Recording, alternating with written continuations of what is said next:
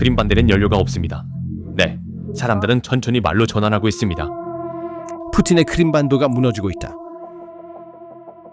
21세기의 흑해의 진주가 중세로 되돌아가고 있다. 크림반대는 휘발유가 없습니다. 그래서 여기에 이렇게 진줄이 있습니다.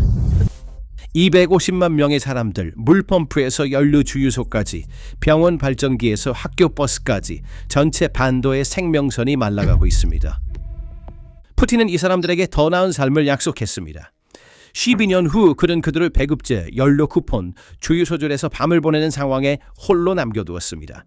이것은 우크라이나 군대가 한 것이 아닙니다. 500달러 드론이 단지 3주 만에 해냈습니다. 알루프카의 한 주유소에서 300대 이상의 차량이 줄을 서 있으며 그 길이는 20km에 이릅니다. 이 이미지는 단지 한 주유소에서의 모습입니다. 같은 장면이 크림반도의 수십 개 주유소에서 반복되고 있습니다. 일부 주유소는 완전히 문을 닫았습니다. 여전히 운영 중인 주유소에는 사람들이 밤새 지키고 있습니다. 사람들은 차 안에서 밤을 보내고 있습니다. 담요, 차가 든 보온병, 밤새 이어지는 조용한 경계, 그리고 아침이 와도 주유기가 열릴 보장은 없습니다. 설령 열리더라도 1인당 하루 할당량은 20리터로 절반의 탱크도 채우지 못합니다. 모든 주유소에서 이제 차량당 최대 20리터까지 주유할 수 있습니다. 심페로폴, 사키, 예부파토리아에서 반도의 모든 구석에서 같은 절망이 펼쳐지고 있습니다. 사키에서는 95옥탄만 제한된 재고가 남아 있습니다. 다른 연료 종류는 완전히 소진되었습니다. 예부파토리아에서는 현지 소식통들이 상황이 시간이 지날수록 심각해지고 있다고 보고하고 있습니다. 그리고 반도의 러시아와의 마지막 연결인 케르치 다리가 위기를 심화시키고 있습니다. 다리 운영이 며칠 동안 절반 용량으로 운영되거나 완전히 폐쇄되었습니다. 그리고 다리가 열려있는 시간에도 사람들은 건너갈 연료가 없습니다. 다리에 도달하기 위해 필요한 휘발유도 그들의 할당량에 포함됩니다. 케르치에서 줄이 15에서 20km까지 늘어나며 몇 시간 동안 기다려야 합니다. 연료가 이미 고갈된 차량들은 다리 대기 줄에서 남은 연료를 소모합니다. 러시아 시민들은 이 상황을 한 문장으로 요약했습니다. 차로 도착해서 걸어서 떠날 가능성이 실제로 있습니다. 이 문장은 우크라이나 선전이 아닙니다. 점령자의 국민들로부터 나온 것입니다. 이 절망에 대한 공식 확인도 도착했습니다. 5월 30일 세바스토폴에 임명된 주지사 미하일 라즈보자예프는 더 이상 상황을 숨길 수 없었습니다. AI-92와 AI-95 연료가 일시적으로 고갈되었습니다. 크림반도에 임명된 지도자 세르게이 악sio노프는 같은 날 95옥탄 판매를 하루에 한 사람당 20리터로 제한했습니다. 그리고 크림반도 에너지부는 여전히 운영 중인 주유소 목록을 웹사이트에 게시했습니다. 행정부가 시민들에게 여기서 아직 연료를 찾을 수 있습니다 라고 말하도록 강요받는 것은 통제력이 약해지고 있다는 가장 명확한 지표로 읽힐 수 있으며 이 위기는 크림반도에만 국한되지 않습니다. 러시아 본토에서도 크라스노다르에서 로스토프까지 주유소에서 배급제가 시행되고 있습니다. 세계 강국이라고 주장하는 나라가 자국민에게 연료를 쿠폰으로 배급하고 있습니다. 이것은 단지 크림반도의 위기가 아닙니다. 러시아 남부의 물류 기반이 붕괴되었다는 신호이며 이 붕괴는 몇 달간의 포위 결과가 아니라 3주 만에 일어난 것입니다. 크림반도의 연료 위기의 시기는 우연이 아닙니다. 우크라이나의 부총리 미하일로 페도로프는 2026년 5월 첫째 주에 물류 봉쇄라고 부르는 프로그램을 발표했습니다. 목표는 명확하고 분명했습니다. 드론 작전을 통해 크림반도로 이어지는 육로 통로를 체계적으로 무력화하는 것이었습니다.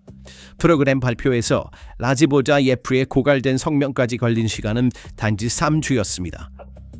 이 속도는 현대 전쟁사에서 전례 없는 물류 봉쇄 작전을 가리킬 수 있습니다. 1일 휘발유 할당량의 결과는 차량 소유자를 넘어섰습니다. 그것은 반도의 전체 민간 인프라에 영향을 미칩니다. 평균 자동차의 연료 탱크는 45에서 55리터를 담습니다. 20리터 할당량은 탱크의 절반도 되지 않습니다. 출근하고 시장에 들르면 탱크가 비어버립니다. 하지만 진짜 문제는 개인 교통이 아닙니다.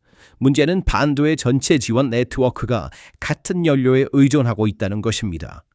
크림반도에서는 정전이 자주 발생하며 병원 발전기는 생명을 구합니다. 이 발전기는 디젤로 작동합니다. 발전기 용량이 떨어지면 수술 중 정전 위험이 증가합니다. 의료 종사자들은 매일 이 불안을 경험한다고 보고되며 이 위험은 점차 더 구체적인 위험으로 변하고 있습니다. 시장 공급망은 동일한 연료로 운영됩니다. 식품, 의약품, 기본 필수품은 트럭으로 도착합니다. 연료가 부족해지면 배송 빈도가 줄어들고 선반에 빈틈이 생기며 가격이 상승합니다. 아이탄 스테이션의 데이터에 따르면 위기 이전에도 크림반도의 연료 가격은 이미 2달 만에 8% 오르셨습니다. 이제 할당량과 함께 가격 압박은 훨씬 더 무겁습니다.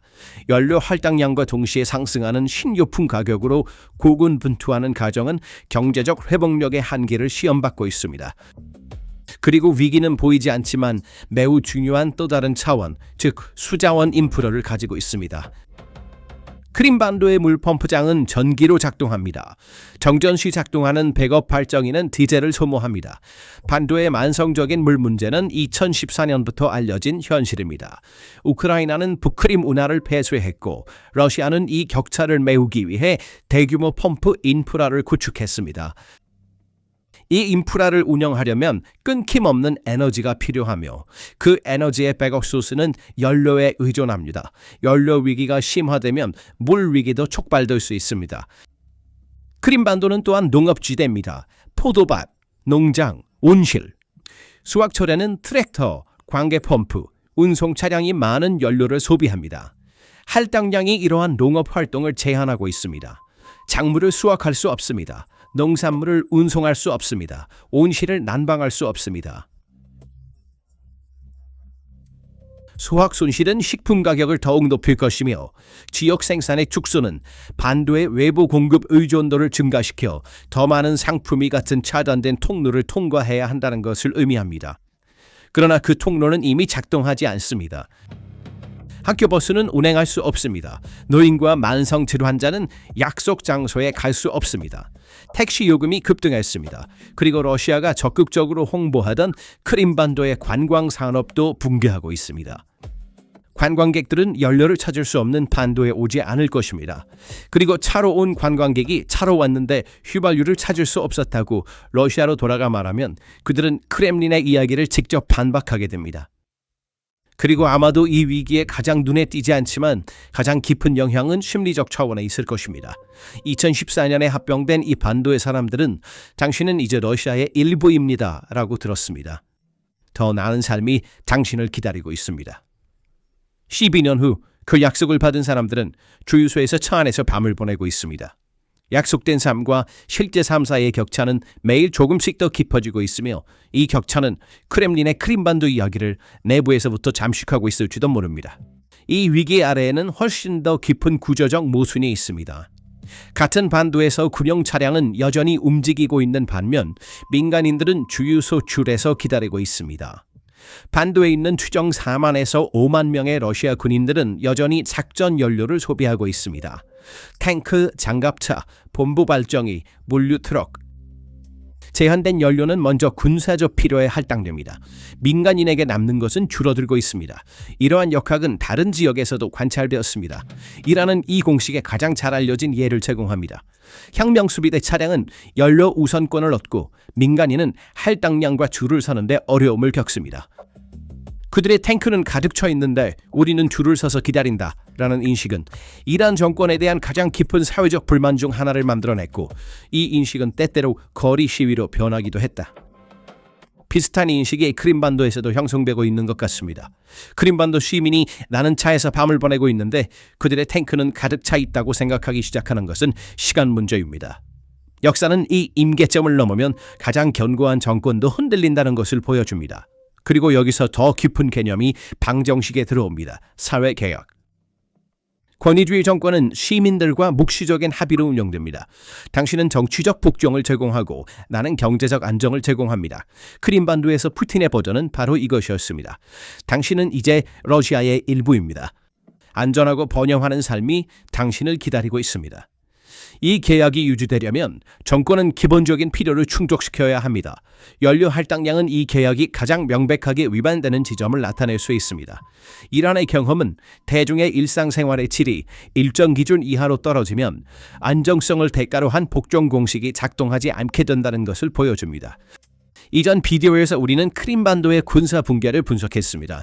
정부 항공기에 의한 대피, 도로에서 공격받은 방공 시스템, 스톰 섀도우에 의해 목표가 된 본부. 이 비디오에서는 그 군사적 그림의 민간인 반영을 살펴보고 있으며 민간 차원이 군사적 차원보다 더 파괴적인 결과를 초래할 수 있습니다. 왜냐하면 군사적 사상자는 한동안 선전기계 속에 숨길 수 있지만 20km의 줄은 숨길 수 없기 때문입니다. 사람들이 차 안에서 밤을 보내는 것은 숨길 수 없습니다.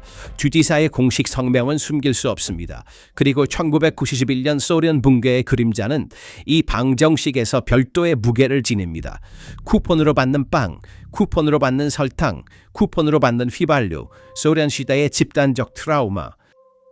크림반도의 노년층은 그 트라우마에 살아있는 증인입니다.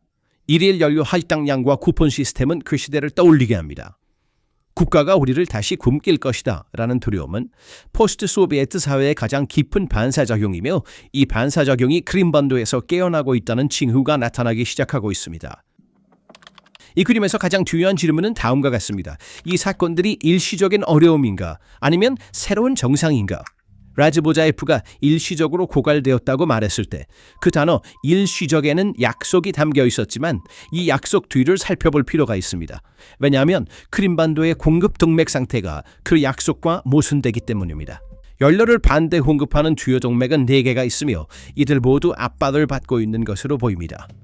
케르치 다리는 대형 차량 수송 능력을 잃었습니다. 5월 22일부터 23일까지 다리는 12시간 이상 교통이 차단되었으며 이러한 차단은 빈번해지고 있습니다. 육로 통로가 드론 함정으로 변했습니다. 운전자들은 자발적으로 그 경로로 나서지 않고 있습니다. 흑해 함대가 노보로시스크로 철수하면서 해상 노선이 약화되었습니다. 페리 수용 능력은 매우 제한적입니다.